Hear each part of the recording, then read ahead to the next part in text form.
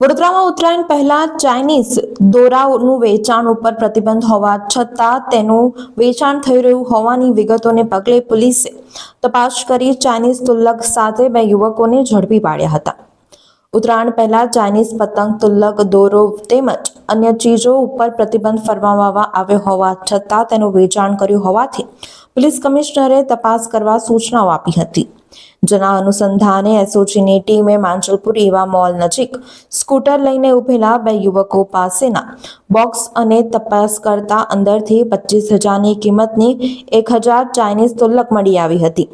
પોલીસે કેયુ રતનસિંહ પઢિયાર અને આશિષ કેવલભાઈ પંચાલ બંને રહે ગણેશનગર ડભોઈની અટકાયત કરી હતી, જ્યારે જથ્થો મોકલનાર અમદાવાદના વિપિનને વોન્ટેડ જાહેર કર્યો હતો।